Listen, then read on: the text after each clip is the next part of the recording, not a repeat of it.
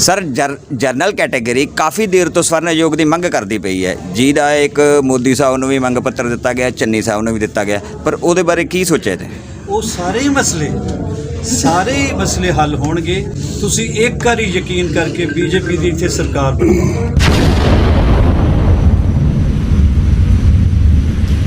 पहला सानू तुसीं केंद्र तो स्वर्ण आयोग लै दो।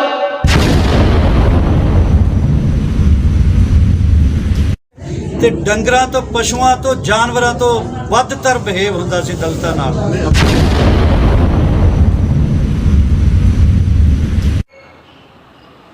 ਜਦੋਂ ਮੰਦਰ ਤੇ ਰੌਣਕਾਂ ਲੱਗਦੀਆਂ ਨੇ ਅਸੀਂ ਇਕੱਠੇ ਪ੍ਰਸ਼ਾਦ ਬਣਦੇ ਆ, ਇਕੱਠੇ ਜੋਤਾਂ ਜਗਾਉਂਦੇ ਆ, ਇਕੱਠੇ ਅਸੀਂ ਭਜਨ ਕੀਰਤਨ ਕਰਦੇ ਆ।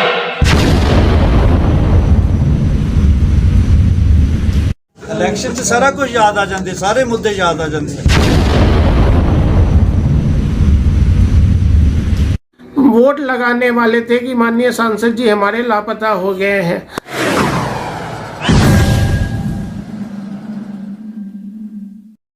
क्या हम सामान्य वर्ग ने जो वोट दिया था आपको, क्या हमने गलती की थी?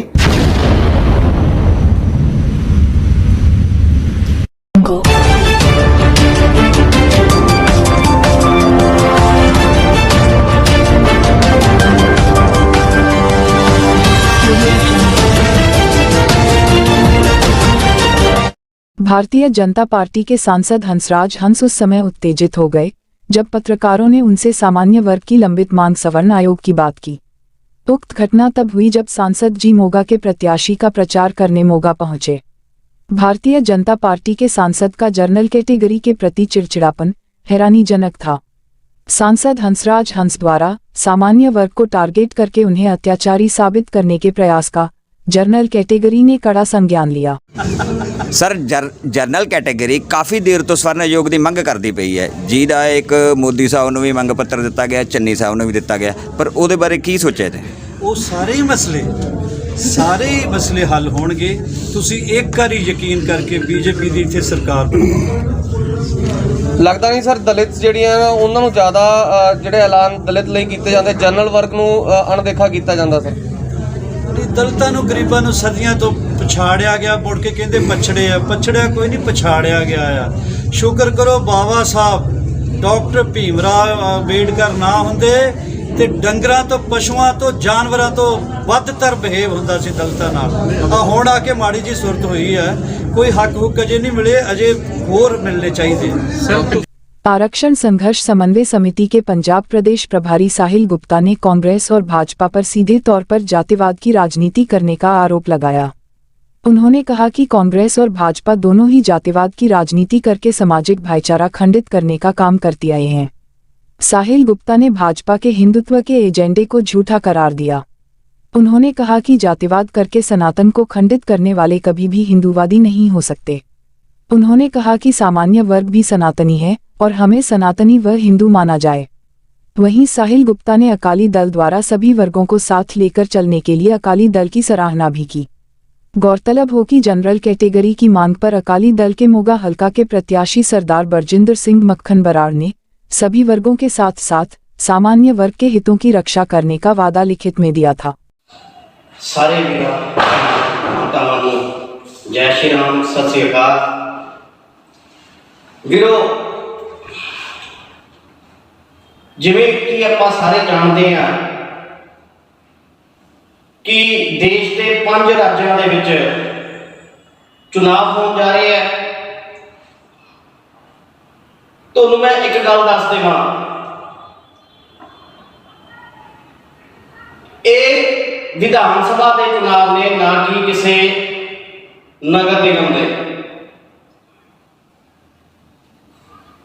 ਇੱਥੇ ਆਪਾਂ ਜਿਹੜੇ ਮੁੱਦੇ ਹੈ ਉਹ ਗਲੀਆਂ ਨਾਲੀਆਂ ਦੇ ਨਹੀਂ, ਆਪਣੇ ਭਵਿੱਖ ਦੇ ਮੁੱਦੇ ਹੈ, ਆਪਣੇ ਬੱਚਿਆਂ ਦੇ ਭਵਿੱਖ ਦੇ ਮੁੱਦੇ ਹੈ। ਜਿਹੜੇ ਵਿਧਾਇਕਾਂ ਨੂੰ, ਜਿਹੜੇ ਉਮੀਦਵਾਰਾਂ ਨੂੰ ਆਪਾਂ ਜਿਤਾ ਕੇ ਵਿਧਾਨ ਸਭਾ ਵਿੱਚ ਭੇਜਣਾ ਹੈ, ਉਹਨਾਂ ਨੇ ਆਪਣਾ ਭਵਿੱਖ ਲਿਖਣਾ ਹੈ। बड़े ही दुखदाई गल है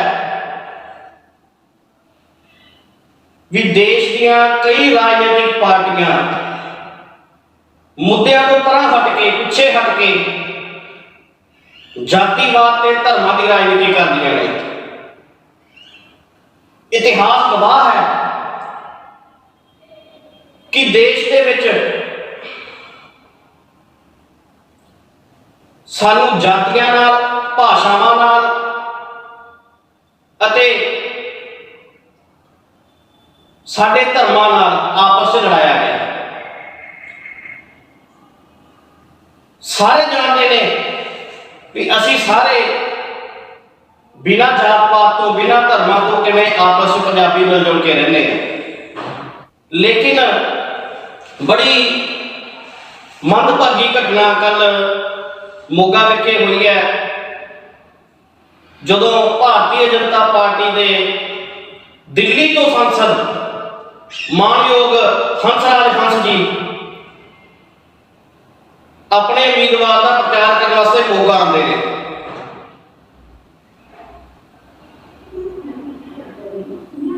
ਇੱਕ ਕਾਨਫਰੰਸ ਦੇ ਵਿੱਚ ਜਦੋਂ ਪੱਤਰਕਾਰਾਂ ਨੇ ਉਹਨਾਂ ਨੂੰ ਪੁੱਛਿਆ ਵੀ ਜਨਰਲ ਕੈਟੇਗਰੀ ਪਿਛਲੇ ਕਾਫੀ ਸਮੇਂ ਤੋਂ ਸਵਰਨ ਆਯੋਗ ਦੀ ਮੰਗ ਕਰ ਰਹੀ ਹੈ, ਫਿਰ ਦੂਸਰੇ ਪੱਤਰਕਾਰ ਨੇ ਪੁੱਛਿਆ ਵੀ ਜਨਰਲ ਕੈਟੇਗਰੀ ਨੂੰ ਘੱਟ ਕਿਉਂ ਤੋਲਿਆ ਜਾਂਦਾ ਹੈ। ਤਾਂ ਬੜੀ ਹੀ ਸ਼ਰਮਨਾਕ ਗੱਲ ਹੈ ਕਿ ਪਹਿਲਾਂ ਤਾਂ ਸੰਸਦ ਜੀ ਬੁਖਲਾ ਜਾਂਦੇ ਨੇ, ਪਹਿਲਾਂ ਉਹ ਪੱਤਰਕਾਰਾਂ ਨਾਲ ਵਾਰਤਾਲਾਪ ਕਰਦੇ ਹੋਏ ਕਹਿੰਦੇ ਨੇ ਤੁਸੀਂ ਸਾਡੀ ਸਰਕਾਰ ਬਣਾ ਦਿਓ, ਸਾਰੇ ਕੰਮ ਹੋਣਗੇ। ਮੈਂ ਮਾਨਯੋਗ ਹੰਸਰਾਜ ਹੰਸ ਜੀ ਨੂੰ ਕਹਿਣਾ ਚਾਹਾਂਗਾ ਵੀ ਤੁਹਾਡੀ ਕੇਂਦਰ ਦੇ ਵਿੱਚ ਸਰਕਾਰ ਹੈ ਤੇ ਆਰਕਸ਼ਣ ਸੰਘਰਸ਼ ਸਮन्वय ਸਮਿਤੀ ਨੇ ਮੋਦੀ ਸਾਹਿਬ ਨੂੰ ਵੀ ਮੰਗ ਪੱਤਰ ਦਿੱਤਾ ਹੋਇਆ ਹੈ। ਪਹਿਲਾਂ ਸਾਨੂੰ ਤੁਸੀਂ ਕੇਂਦਰ ਤੋਂ ਤਾਂ ਸਹਿਯੋਗ ਲੈ ਦਿਓ।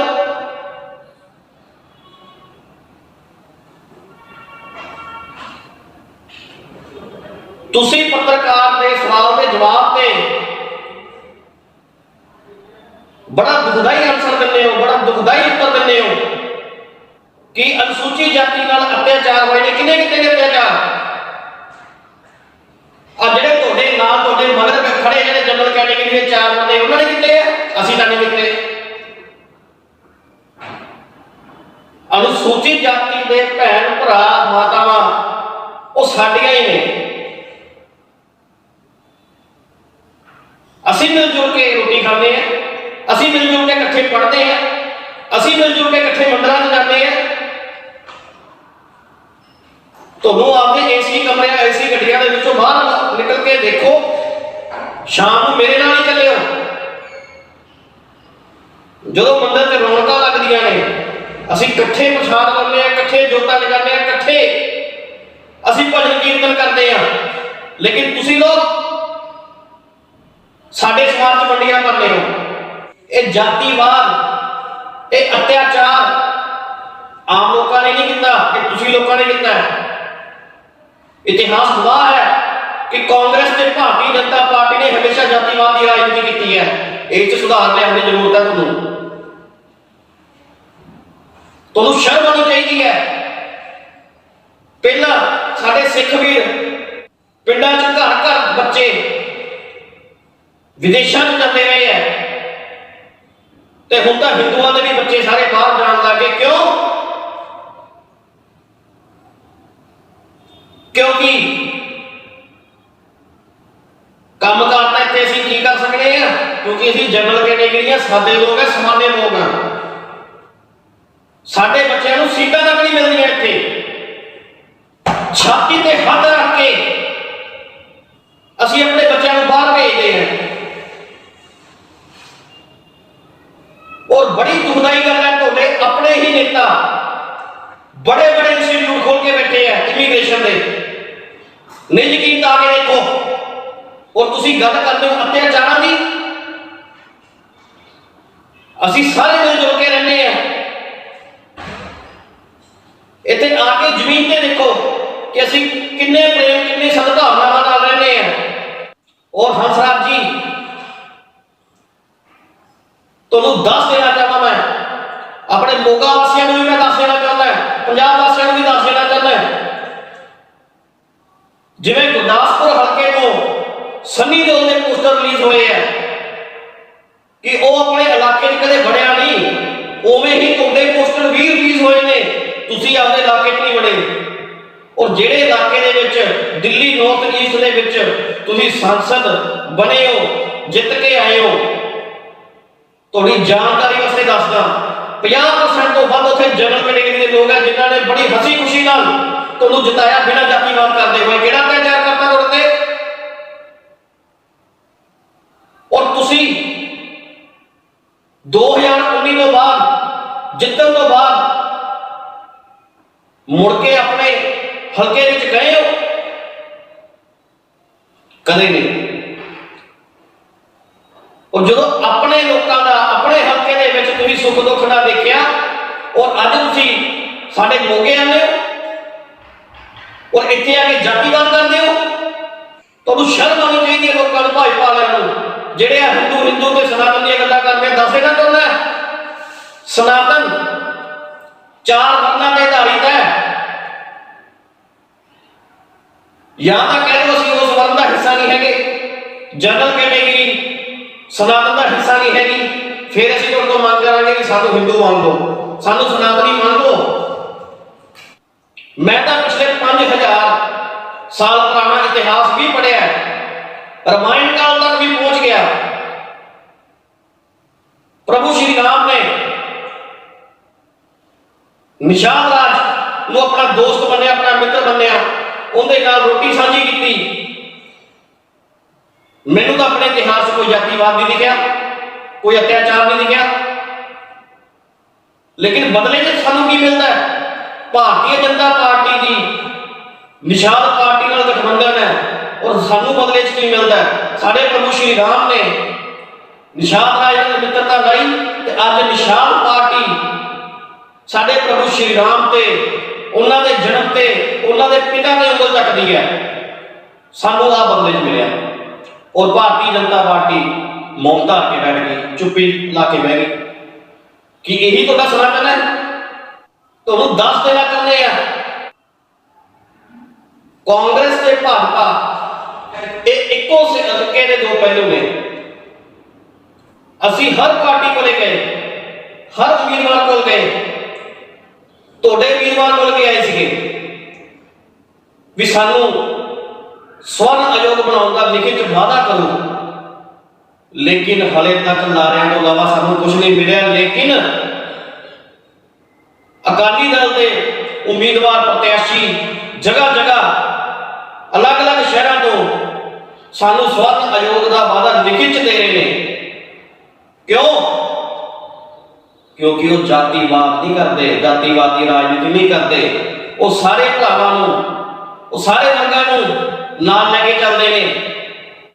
जब इस संदर्भ में जागरण ने आरक्षण संघर्ष समन्वय समिति के राष्ट्रीय अध्यक्ष व सुप्रीम कोर्ट के अधिवक्ता अभय कांत मिश्रा से संपर्क किया तो उन्होंने जातिवाद करने वाली राजनीतिक पार्टियों की कड़ी शब्दों में निंदा की। श्री मिश्रा ने जानकारी देते हुए बताया कि माननीय सांसद हंसराज हंस जी नॉर्थ वेस्ट दिल्ली, जो कि हमारा ही संसदीय क्षेत्र है, के सांसद हैं, जहां 50% से भी ज्यादा जनरल कैटेगरी का ही वोट है।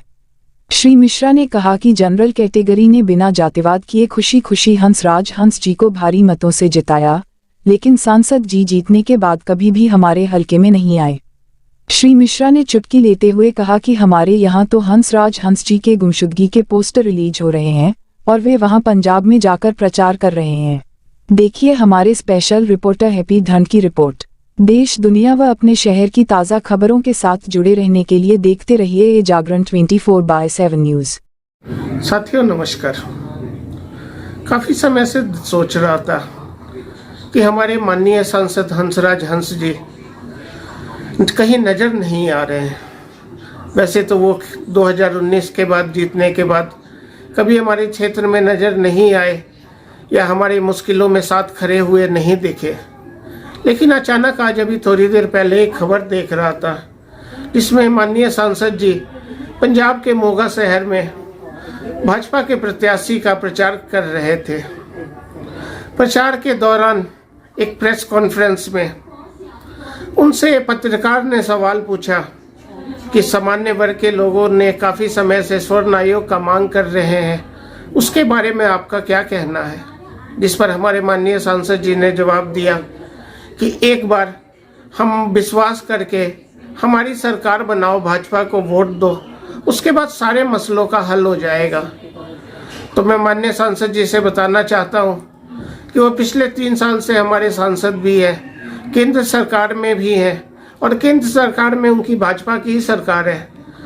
भाजपा जिनको हमने करीब पिछले 2 साल में कई बार लिखित मांग पत्र दिया, लेकिन वहाँ से कोई जवाब नहीं मिला। केंद्र सरकार के अलावा हमने कई भाजपा राज्य शासित राज्यों को भी स्वर्ण आयोग की मांग के लिए पत्र दिया, जिसमें से हिमाचल और मध्य प्रदेश से कुछ सकारात्मक रुख रहा, बाकी प्रदेशों से कोई जवाब नहीं मिला। यहाँ तक कि उत्तर प्रदेश की भाजपा सरकार ने जवाब देना तो दूर, उसके बारे में कोई चर्चा तक नहीं की। खैर, अलग वो जो है। उसके बाद हमारे माननीय सांसद जी से जब जनरल वर्ग सामान्य वर्ग के बारे में सवाल किया गया तो वो थोड़े चिढ़े से नजर आए और कहने लगे कि जनरल वर्गों का अत्याचार था, वो तो बाबा साहब थे जिनके कारण आज दलितों को हक मिल रहा, उनको तो मिला ही नहीं। और जो उनकी नज़रों में, उनकी बातों से ये एहसास हुआ जैसे उनकी नज़रों में स्वर्णों की सामान्य वर्ग के लोगों में कोई गरीब ही नहीं है, उन्हें कोई तकलीफ ही नहीं है, वो सिर्फ अत्याचार ही किया है उन्होंने और अत्याचार ही कर रहे हैं।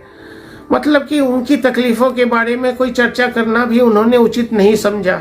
मैं आप सबको बताना चाहता हूं कि माननीय सांसद जी का संसदीय क्षेत्र नॉर्थ वेस्ट दिल्ली में भी 50% से ज़्यादा आबादी सामान्य वर्ग की है, जिन्होंने एक तरफ से एक मत वोट देके भाजपा को जिताया था। लेकिन माननीय सांसद जी ने कभी क्षेत्र में आके उस सामान्य वर्ग के लोगों को तो छोड़े, किसी दूसरे भी किसी नज़र तो नहीं कभी नज़र नहीं आए हमारे यहाँ। और माननीय सांसद जी जाके वहाँ आश्वासन दे रहे हैं मोगा शहर में कि अगर उन भाजपा को वोट दो, अगर उनकी सरकार आई तो सारे मसले हल हो जाएंगे। मैं माननीय सांसद जी से सीधा सवाल पूछना चाहता हूँ, क्या हम सामान्य वर्ग ने जो वोट दिया था आपको, क्या हमने गलती की थी? क्या आपका ये कर्तव्य नहीं है कि हम सामान्य वर्ग के लोगों की भी बात उठाएं, स्वर्ण आयोग की मांग करें? क्या माननीय सांसद जी हमें आश्वासन दे सकते हैं कि वो जाके अपने केंद्र सरकार की सरकार से मांग करके स्वर्ण आयोग बनाने की मांग करेंगे? हम ये कैसे मान लें कि आप पंजाब में सरकार बनने के बाद स्वर्ण आयोग बनाएंगे, क्योंकि जहाँ जहाँ आपकी सरकारें हैं वहाँ आपको लिखित मांग पत्र देने के बावजूद आपने अभी तक कहीं भी स्वर्ण आयोग नहीं बनाया। क्या आप हमें लिखित आश्वासन दे सकते हैं कि हम आपकी सरकार अगर पंजाब में आई तो आप हमें स्वर्ण आयोग बना के देंगे?